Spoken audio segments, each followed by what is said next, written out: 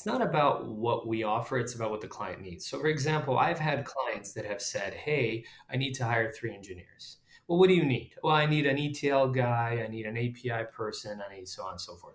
And selfishly, I'm like, this is great, this is easy. But when I started asking questions, I realized, you don't have a plan.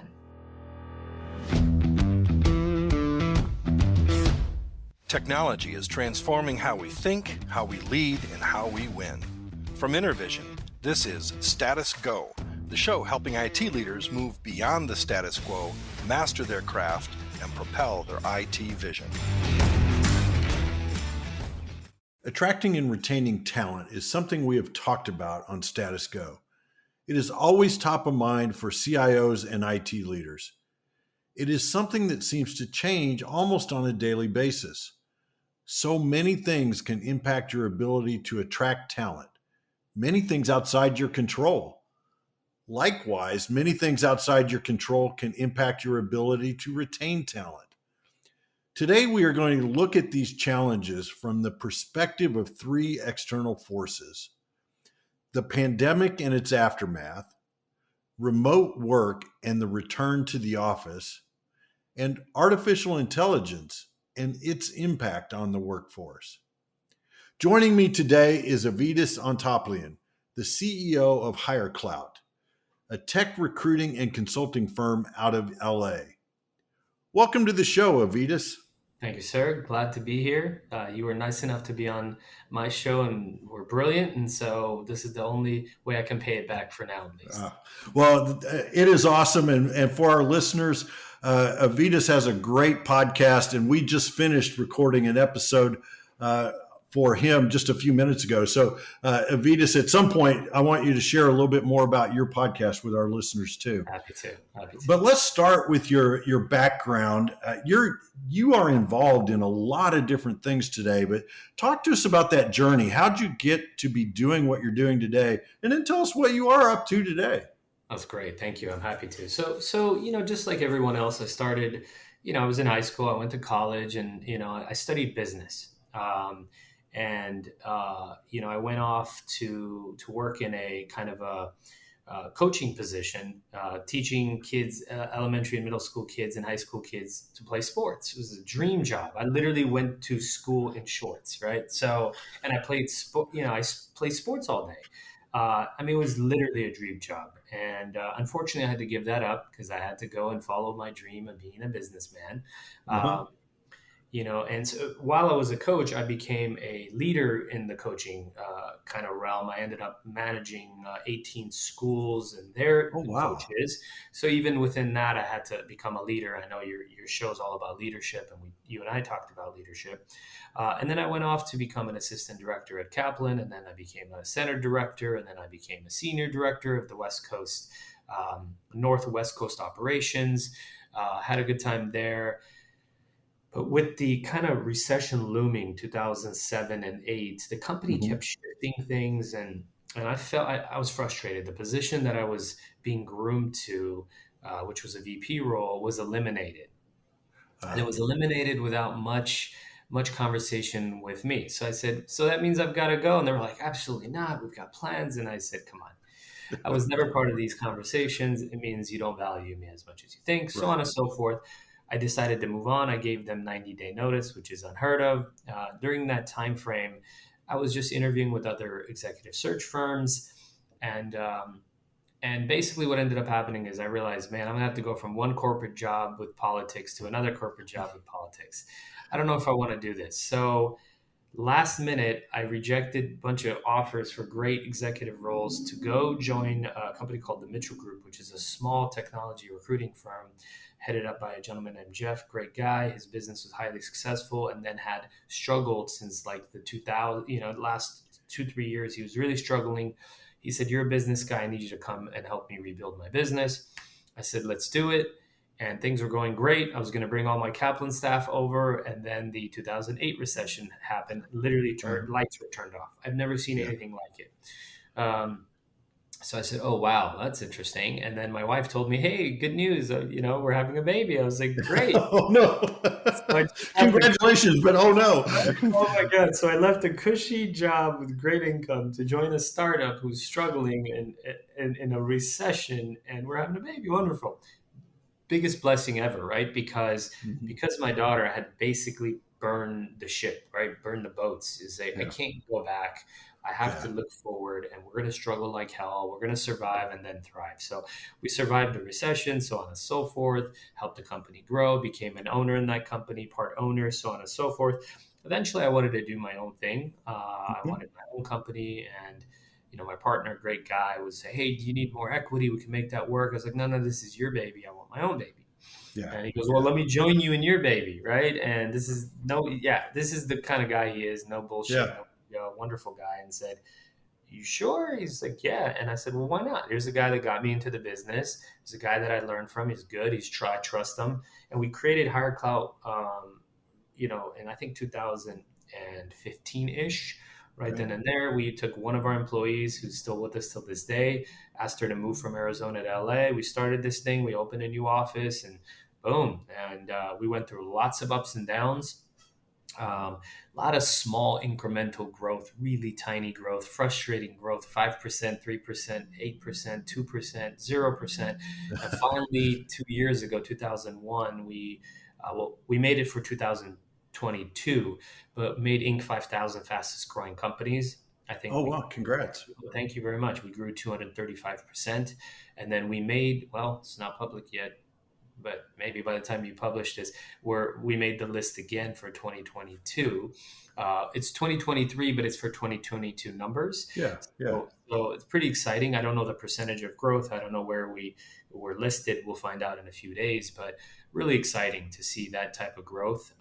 We were a LA regional player. We did Southern California, then opened up Bay Area, New York, and then eventually became a national firm and said during COVID, there's no such thing as regional. We don't need boots on Yeah, the. exactly. So why do we need to do anything? And so we're headquartered in LA. We do work nationally, and we have staff globally. So we have teams in a little European country called Armenia, in Yeah. India, in Colombia, and Brazil. But our headquarters is in Los Angeles, and 99% of our business is in the United States. The Thanks. Okay. 1% is for favors. So if a client says, "Hey, we really need some help, we're Right. hiring Yeah. in South America," sure. We're hiring in Europe, sure. We'll do it just as a courtesy and because we have teams in those regions, but most of our business here is in the US. So that's the long and short of it. That's awesome. On top of all this crazy madness and my beautiful family, I also am an advisor to many tech startups, and I'm an investor in many of these startups, a board member to several companies. I'm a real estate investor, so I've got my hands full. Yeah, So yeah, yeah. the stuff Do you you talked sleep? about, oh my Anytime that you sleep? God, I actually sleep like a baby, which is really great. Um, I don't know how I find the ability to sleep, but I live a great life. And so I sleep from 11 to 7, wake up, go to the gym, and do it all over again. So there you go. I do. So for me, it's fun. It is a lot. My days are very scrunched in. So I don't Hmm. necessarily work, 15 hours a day like people would imagine. I work 8 to 10 hours a Yeah, day, but really it's 10 hours of just nonstop, you're which going. Yeah. that's it. But then when I get home, hopefully I'm only focused on my family, and that's kind of where I leave it. Well, I have a couple questions about higher cloud, and Please. then I want to get to what we want to talk about today, which is attracting and retaining talent in broad strokes. I was just looking at LinkedIn, and I love this phrase, and I'd love you to comment on it. Guardian of organization purpose. Yes. What does that mean to you, and what does that mean to your clients? I love that. It's actually more about internal, right? Hmm. When you were on my show, we talked about having a vision, having a Yeah, mission, having values, and not just being focused on the financials. And that's exactly what that means. I am the guardian of our company's mission, vision, yeah, and values. And it's my responsibility. So if this company fails to accomplish its goals, or fails to take care of its employees, or fails to take care of its clients, it's my fault. I'm the yeah, guardian of this, right? yeah. And so I'm big on those things too. I talked about, look, the truth is I'm a business guy. I'm an entrepreneur. I do care about my bottom line. I do care about Yeah, it, but I do care about all of those things. But I don't care about it more than I care about my employees, yeah, or yeah. care about than my family, or care about it more than a lot of my clients. So, and frankly, my employees don't care about my EBITDA, right? Maybe Right, they right. care because if we grow, it gives them opportunities, but really what's in it for them, and what is our vision, and what is our mission, and that's what this is about. They Yeah, care about things that make an impact in this world. We're a yeah. for-profit company. It's not like we're going to pretend we're saving lives. We're not saving Right. lives, right? Yeah. But we everything we do, I tie it back to what is the client's vision and mission. uh, Hmm. no one cares that we hire engineers, right? Or CTOs or CIOs or VPs. What they care about is the impact that those people will have on those businesses.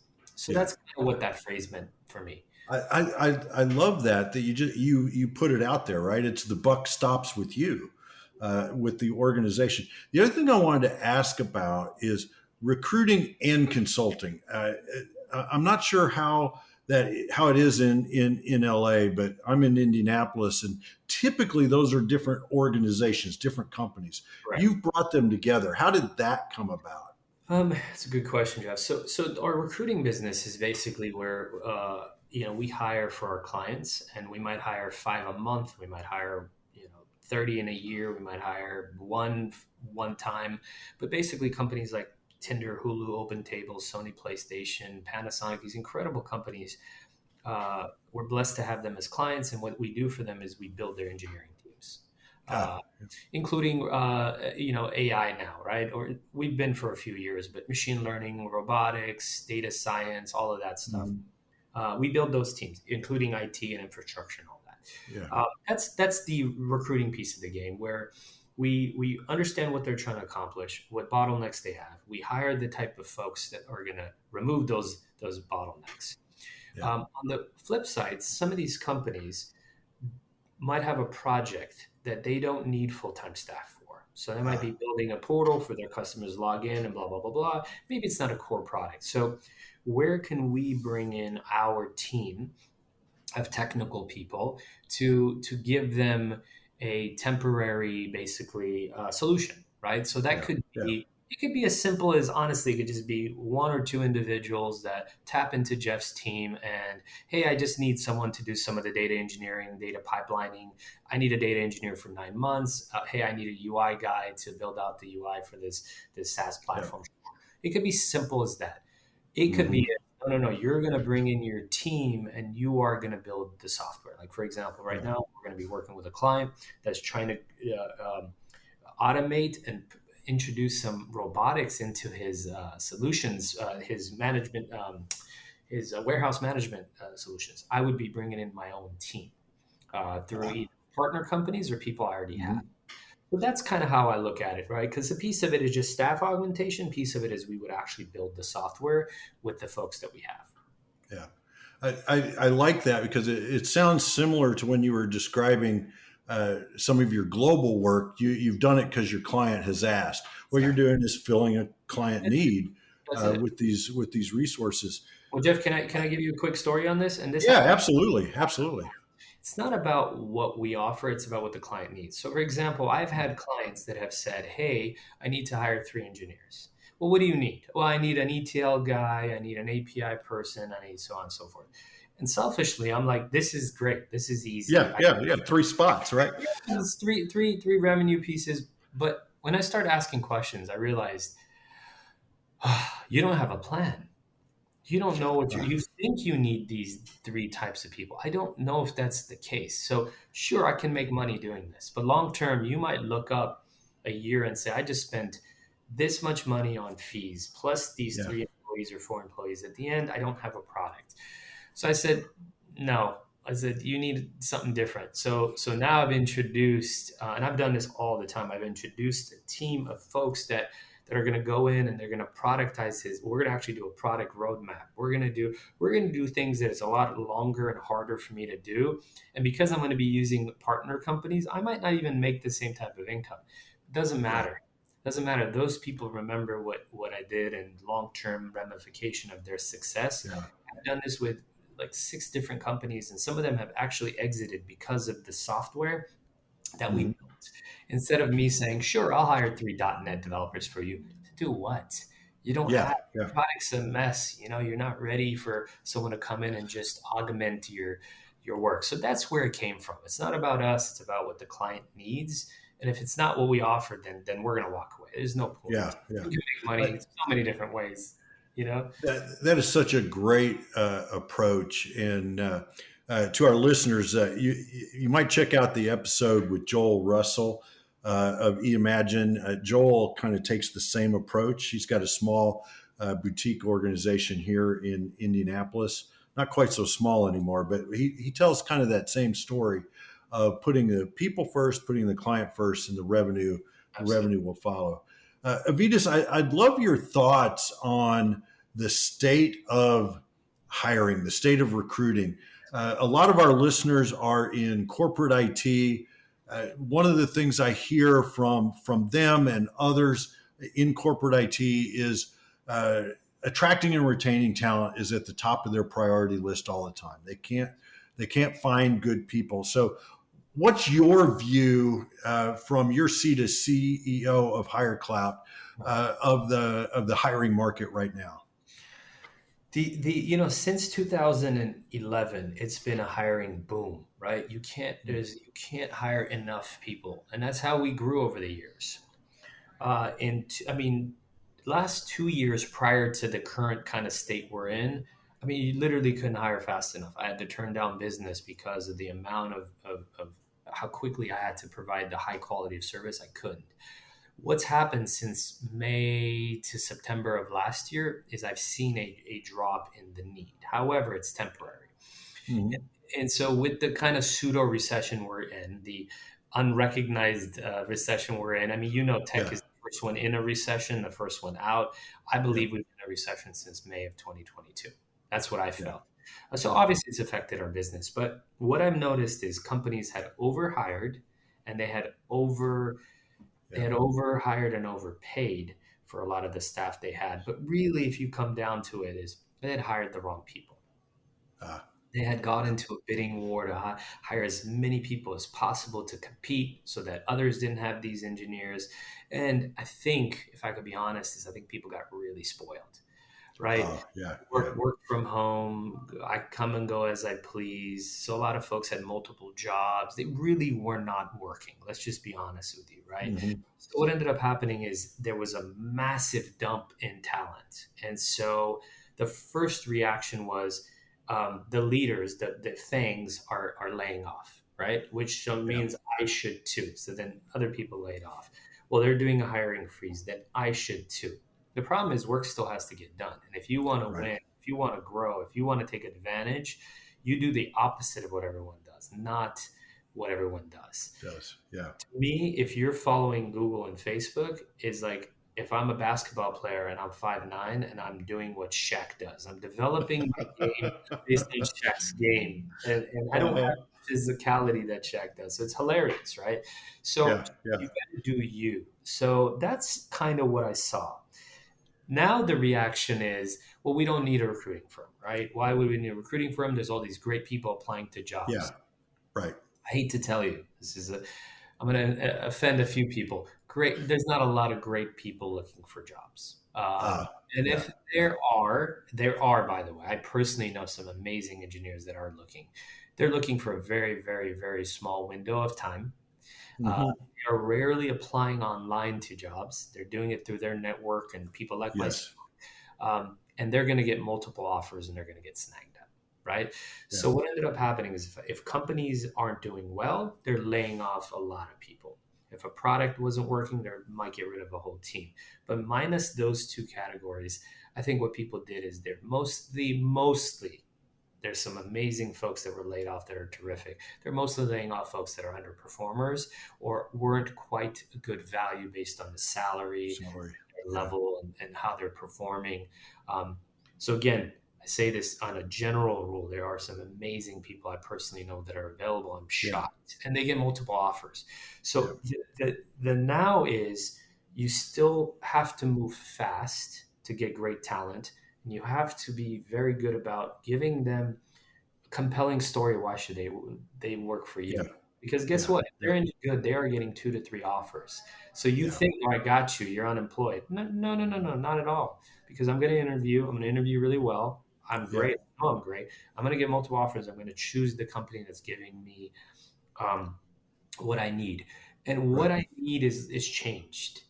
Uh-huh. Flexibility is the number one thing people needed. Number one thing is stability. People really need to understand your roadmap and So how you've seen that shift from very, flexibility to stability. very quickly. Now the flexibility is still important, and I Mhm. see a big kind of clash between what companies want and what candidates want and Yeah. sometimes need. So Yeah.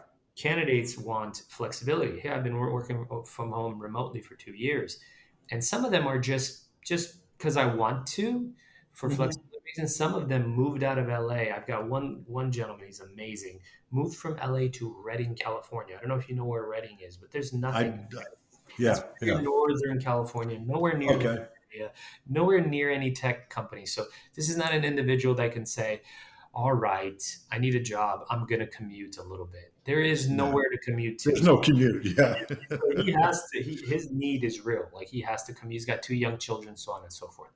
What companies need is I need people butts and seats again, at least 2, 3, 4 days a week. This is the shift that I see is a Yeah. major battle, right? Well, why do you need me in the office? Well, because we're not getting the production that we need from people. Well, that's not true. People are more productive than ever. Not necessarily. Yeah. That's not necessarily true. Yeah. So this is what I'm seeing. This is the biggest gap. As if a year ago, if you were unemployed, didn't matter. You had access to every company in the country now, right? Yeah. Now it's, Yeah. no, no, no, I need you to be in an office 2, 3, 4 days a week. You basically have to be 30, 40 minutes away. Yeah. So that's what I think the biggest bottleneck right now is. What's the biggest challenge that you hear from your customers? When they're trying to fill roles, you may be working with CIOs, CTOs. What's the biggest challenge that they're expressing to you? There's two big challenges. I think this remote thing is the biggest one they're dealing with.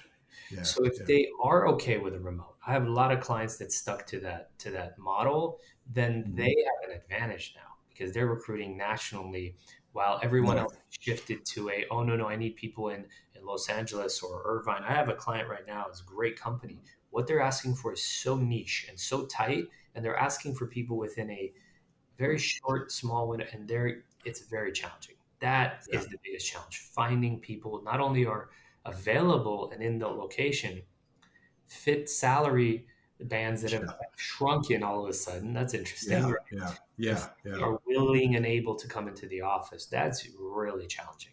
I mean, we went from Yeah. I have access to 5 million tech professionals in the United States. It might be more, it might be 10, 20 to, oh, no, no, I'm fishing in a small pond now all of a sudden, Yeah. and most of those people are employed. So that's a massive challenge that everyone's facing, we're facing. That's an opportunity obviously for us, but it's challenging, that, and also people have been so overpaid for so long that the Hmm. bids no longer make sense. you Yeah. Yeah. you have a Yeah. 4-year engineer making $180,000, and they should have only earning 150. Well, good luck Yeah. convincing someone that they should make less. Right. Right. Right. That's not going to happen. And No. and I know here in the Midwest, we we struggle when the pandemic hit and we went to remote work, right? We could hire from the West Coast, but also the West Coast could hire from us, right? That's it. From our resources here, and pay a higher salary than we were paying, but still less than what you would pay on the coast. Absolutely. And now with this pull back to the office, you've got the talent, the engineers that are stuck. It's the guy that you were just talking about. I was making 180. Well, in office in Indianapolis might be 110, Exactly. right? That's a heck of a cut. And he or How she do is you? spoiled now. I mean, they're Well, not gonna absolutely, they're not absolutely. moving to LA. They're staying in Indianapolis, and they're earning 170. Good luck finding another position in that region. Yeah, you're not. It's not going to happen. Not It gonna happen. just isn't. So you're going to have to find somebody that's open to the remote work. That's it. at probably a lower salary because the demand is down. How do you help your clients balance um, long hiring cycles? It seems like, you know, hiring talent, your company has this process where they've got to interview, blah, blah, blah, blah, blah, blah, blah. Are you running into that as a third party recruiter where your candidates are having to go through multiple iterations of interviewing, or are you able to short circuit some of that? Our job is to try to short circuit that, because Yeah, yeah, if you're not efficient, it's not even about our lack of patience. You're not going to get great people. yeah, yeah, Same thing yeah, with salaries, right? If you're paying less, it's not, I don't care about the fact that it means less income for our company. It means that you're not going to hire anyone. And if you do, it's temporary. You're going to get the yeah, person that needs a job that has to take that job, but they're not going to be happy. So they're not going to give you their all. And they're going to leave in 6 months to a year when the market changes. And so I right. almost can't allow that, because then it's my brand and my reputation. So if our company is known for its retention driven process and our engineers stay 2.3 times longer than industry average, well, what happens when we shortcut what you're supposed to do and all of a sudden your people leave in 7 months? Yeah, you said people stay a lot longer, they only stayed 7 months. It's a disaster. I Yeah, told you, you're underpaying by 30%. yeah, You're asking yeah, for something that doesn't exist. And the argument is, what are you talking about? We get good people applying. Like, okay, let me know how that turns out. yeah, yeah, So for us, yeah. the interview process is incredibly important. You don't need 60 days to vet someone out. You don't need 8 interviews, but Right, you don't right. need to rush either. Just because I say so, or a candidate says so, you need to have a nice, well thought out process, and you Yeah, need to be. You don't rush. Be decisive, but be very selective. And all yeah, that means is, if I send you a candidate, be decisive whether you want to interview the candidate or not. yeah, You yeah. interview that Because candidate. you've done some vetting already, Of right? course, we've been Yeah, yeah, put people through multiple interviews before they get to you. So you should. yeah, We have about a 90% submittal to interview ratio, which means if I send someone, you're going to interview them. That's fine. Decide quickly. Then decide after the phone interview if you want to take them to the next step or not. Then yeah, from that step, decide if you want to hire them or not. It's still, you are in charge of that process, but be decisive and be as fast as possible without rushing. We recommend 2 to 3 steps. So phone interview and maybe one small panel and a big panel or an in person. And that's it. yeah, References, take care of references. We'll take care of background checks. We'll do everything to make sure we confirm your decision one way or the other. But you got to be decisive, right? It's yeah, okay to be right or wrong. It's not okay to not know, right? You just sit around and, well, we want to see more people. You should know what you need and want, and if that person is not it, please pass on the candidate. yeah, yeah, But if they're good, hire them. Don't waste time, because someone else will. Putting people through 60 days of interviews is a waste of their time and yours. You're never going to Oh, get the. you're just not going to get the talent. Yeah, yeah. Well, as we mentioned earlier, I was just a guest on your podcast, and I want to turn the tables on you and ask you a question that you asked me. But before I do that, could you tell our listeners a little bit about your podcast? Sure, happy to. So the podcast is called the Tech Leaders Playbook. It's focused on folks that are in the industry. They don't necessarily have to be technical, but these are people that are entrepreneurs, that are leaders, and they have staff, and they manage technical people. I've had some really interesting guests. I've had NBA coaches on there. I've had Oh, great people nice. like yourself. I had Cormac, the CTO of Open Table, and I like to bring in different types of folks to give people a different flavor. What can you learn from an NBA coach? You can learn leadership. You can Oh, learn absolutely. how to Yeah, build relationship with your players so you can be hard on them. So that's where that's how I took this show. Is I have to interview people I like, and I have to interview people that I enjoyed listening to, and hopefully our folks feel that with the mhm. chemistry that I have with my guests. Awesome. And to our listeners, it is an awesome show. As I was preparing to be a guest, I listened to several episodes. I'm going to have to find the one on the coach because that was not one that I listened to, but it is a great show. Avetis does a wonderful job as host. So on Okay. your show, you asked me about 10 years from now, what's the impact of AI? Yes. So I'm going to turn the tables on you and say, okay, AI, generative AI, these large language models, 10 years, what's the impact on IT talent, on tech talent? Ooh, that's a really good question. Like you Well, said, you asked it. It should be I a good know, I question. know. I didn't think about the answer. For me, any expert that I talk to, and I myself, I don't. I think we're kidding ourselves if we think we know what's going to happen in 10 years or even five Yeah. years. I see a small impact already where every company is kind of in FOMO mode that they feel like they Uh, need to inject AI or they're going to miss out and they're going to die, yeah. right? Yeah.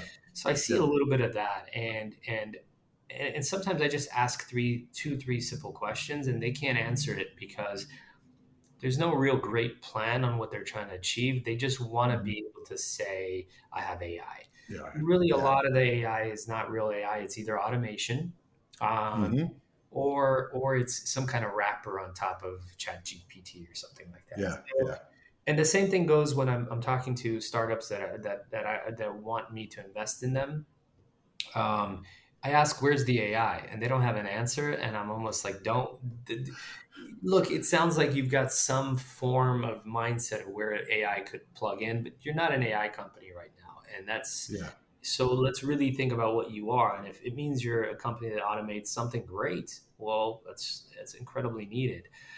What I see is just like anything else. I see certain engineers will become dinosaurs, right? They're Yeah. not Yeah. going to evolve. They're not going to be willing to learn. They're going to, and they're going to die off. Their skill set will no longer be needed. Some of them will adjust and move on to those things. I believe jobs will absolutely be lost. Absolutely will be lost. I mean, we have a client right now that's trying to eliminate software developers, right? Through AI. Yeah. Yeah. We'll see what they do with that. But more opportunities will be created, just like anything Yeah. else, just like any industrial change and manufacturing and farming and all that stuff. I think the key is we have to be open minded. I don't think AI will kill us. Is our lack of understanding and ability to use it will kill us as employees. Yeah. You know, Yeah. so I, for myself, I continue to be a people-driven organization, but I am absolutely injecting AI, looking into injecting AI into my company. But I'm going to do it in a fashion where it doesn't risk anyone's job, and I do it in a fashion where it does not eliminate what we're all about, which is the people-driven People. process. Yeah. I love that you're taking that kind of pragmatic approach to it, and even in your investing, you ask those same questions because I think it's similar to what was going on several years ago when all the hype was digital transformation, and if you weren't doing it, you were a dinosaur and you'd die off and go away. And now we've got the same thing going on with AI. So thanks for letting me turn the tables Absolutely. there. So we are out of time.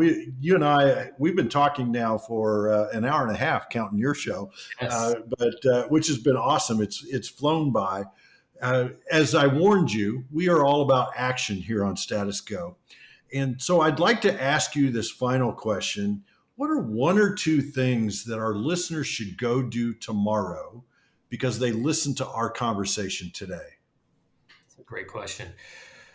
I think what people need to do is they need to rethink their strategy about hiring. Again, if I'm here because I'm a hiring expert, that's kind of what I want to leave people off with is what are you trying to achieve, right? Mhm. And what type of people do you need to achieve that with, and what part of your process is getting in the way of that, right? Uh, Is it a clunky HR process and it's just something that you're used to, and so you just think it's normal that three HR people have to interview someone before it ever gets to you? Get rid of that process. Get rid of yeah, pieces of your. Is it you? Are you the bottleneck? Oh, I'm so busy. By the time it'll take 2 weeks for you to do a phone interview with me, get rid of yourself as a part of the process. yeah, Inject other people into it that can eliminate those bottlenecks that you've created or someone's created on your behalf that's stopping you from hiring great people. And right. stop posting and praying. When you post a and lots of people apply and you think this is it, it's not. right? Again, rarely do great people apply to jobs. They're typically buried in excellence in where they work, or they have such a great network that they can plug in. I've got an engineer that it texted me Yeah. and said, "You've placed me 3 times now, and all 3 jobs have been great. I want to work with you exclusively." You're not getting that guy. Yeah. You're not getting that guy. Right. He's not applying the jobs. He has no interest. He's got a great severance package. He can wait as long as he wants until I find him his dream job. So Yeah. just know what you're getting, Yeah. right? I like that to really uh, analyze your process, remove the bottlenecks, and stop posting and praying. I Yes. think was the phrase you used. That's great. Avetis, thank you so much for joining us on Status Go. I'm glad we connected. I enjoyed being on your show, and I've really enjoyed having you on our show, and I know our listeners have too. So You've been thank great, you. Jeff. Thank you, sir, for having me. Can't wait to see you in your awesome leadership summit or whatever you're gonna, the big one. And I'll see you at one of your CIO dinners. Awesome. Would love to have you. Avetis, thank you so much. Take care. Have a question or want to learn more? Visit intervision.com. The show notes will provide links and contact information. This is Jeff Tunn for Avetis Antaplyan. Thank you very much for listening.